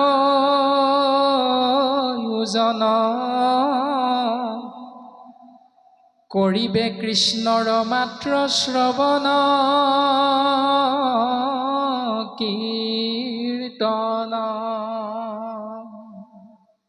এতিয়া জ্ঞানী কোন অজ্ঞানী কোন, তাৰ উত্তৰটো সুন্দৰভাৱে দিলে আমি কোনেও কাকো এই কথাটো ক'ব নালাগে, তাৰ উত্তৰ আপোনাৰ মোৰ আচাৰ আচৰণত প্ৰকাশ পাব। যে যিজনে কৃষ্ণদেৱৰ নাম শ্ৰৱণ কীৰ্তন মহাভক্তি আশ্ৰয় কৰি ভাল পায়, ভকতৰ সংগ ভাল পায়, তেওঁকে স্বাভাৱিকতে শাস্ত্ৰই কৈছে জ্ঞানী মনুষ্য। আৰু যিজনে কৃষ্ণ নাম ভকতৰ সংগ বেয়া পায়, তেওঁৱে হ'ল সমাজত অজ্ঞানী। এয়া শাস্ত্ৰৰ সিদ্ধান্ত। এতিয়া আমি জ্ঞানী নে অজ্ঞানী প্ৰত্যেকজনাই নিজৰ স্বভাৱ চৰিত্ৰ আচাৰ আচৰণৰ দ্বাৰাই আমি উপলব্ধি কৰিব পাৰিম। আৰু বৰ্তমান সময় 3 বাজি গ'ল, আমি যাবগৈ লাগিব। গতিকে আমি সবাৰো শ্ৰীচৰণত সেৱাভাগী নিবেদন কৰা হৈছে। ইয়াৰ পাছত আমাৰ শ্ৰীমন্ত শংকৰদেৱ সংঘৰ মূল কাণ্ডাৰী স্বৰূপ আমাৰ অতিকে শহীদ প্ৰশান্ত বাপজনা আছে, তেৰাকো দায়িত্ব অৰ্পণ কৰা হৈছে। গতিকে আমি তেৰাকো আসনলৈ আহি দায়িত্ব পালনৰ বাবে আমি সেৱাভাগ নিবেদন কৰা হৈছে। আমি তাঁতী বাপজনাক কোৱা হৈছিল যে অনুষ্ঠান ভাগলৈ হয়তো আহিব আজি নোৱাৰিম বুলিয়ে ভাবিছিলোঁ, তথাপিতো আপোনাসৱ মহামহন্তৰ আশীৰ্বাদ, ভগৱন্ত পুৰুষৰ এক কণিকা কৃপা আমাৰ শিৰত হয়তো বৰিখন হোৱাৰ বাবে এই যে সুদূৰ ৰঙিয়াৰ পৰা আহি উপস্থিত হৈছে আমাৰ খালৈ ভাৱ। গতিকে তেৰাৰ লগতো আমাৰ সৌহৃদতা আছে। বিভিন্ন সময়ত আমি তেৰাৰ লগত ফোনযোগে বাৰ্তালাপ হয়। তেৰাৰো আজি দৰ্শন পোৱাৰ সৌভাগ্যৱন্ত হ'লোঁ। আপোনাসৱ মহামহন্তৰ চৰণ কমলত গোবিন্দ মহাপ্ৰভু কৃষ্ণ গোসাঁই নিৰ্গুণ নাম কীৰ্তন মহাভক্তিৰে সেৱা ধৰাৰ সৌভাগ্যৱন্ত হ'লোঁ। গতিকে এনেধৰণে আপোনাসৱ মহামহন্তই আমাক পুনশ্চ এক কণিকা কৃপা বৰিখন কৰিব। গুৰুদেৱ নাম ভকতচাৰী মহাবস্তু আপোনাসৱৰ চৰণ কমলত আমি সেৱা কৰি থাকিবৰ বাবে জন্ম জন্মান্তৰে যাতে সৌভাগ্যৱন্ত হওঁ, সেই কৃপা আপোনাসৱে আমাক শিৰত দান কৰিব। আৰু এইখিনি সময়লৈকে আমি মূঢ়মতী হৈও এই মহান দায়িত্বভাগী পালনত যি অপৰাধ ৰৈ গ'ল, সমস্ত অপৰাধ ভঞ্জন কৰি আমি মহাকিঞ্চনক আপোনাসৱ মহামহন্তৰ দুখানীয় ভয়চনত এক কণিকা ঠাই দিব। আৰু আজি যি উদ্দেশ্য আগত ৰাখি আমাৰ শ্ৰদ্ধাৰ তাঁতী বাপজনাই এই অনুষ্ঠানভাগী আয়োজন কৰিলে, সেই মহান উদ্দেশ্য ভগৱন্ত পুৰুষে এক কণিকা কৃপা বৰিখন কৰক। আৰু অনুষ্ঠানভাগীত উপস্থিত হৈ থকা আপোনাসৱ মহামহন্তৰ প্ৰতি ভগৱন্ত পুৰুষৰ এক কণিকা কৃপা বৰিখন হওক, লগতে সমস্ত জীৱৰ প্ৰতি গোবিন্দ মহাপ্ৰভুৰ এক কণিকা কৃপা বৰিখন হওক। এই অৰ্থে ভগৱন্ত পুৰুষৰ দুখানীয়া ভয়চৰণত আজিৰ এই পবিত্ৰ ক্ষণত ভক্তি সেৱাভাগী নিবেদন কৰি আমি মূঢ়মতীয়ে এই দায়িত্বভাগী আমি ইমানতে বিৰাম দিয়া হৈছে বুলি সেৱা নিবেদন কৰা হৈছে। কৃষ্ণ গুৰু শংকৰ মাধৱ ৰাম। অপৰাধ বিনাশন তজুনা নাৰায়ণ, জানি নামে পখিলো শৰণে, আনগতি নাহিকে মৰণ। অপৰাধ ক্ষমা কৰি তুমি দয়াশীল হৰি, মোক ৰক্ষা কৰিও চৰণ। ৰাম মোক ৰক্ষা কৰিও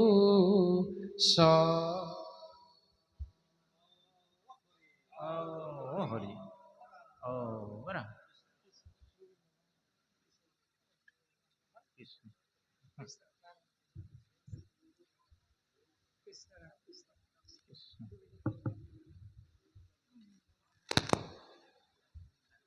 কৃষ্ণ যেন ফল পাৱ হবে দেৱ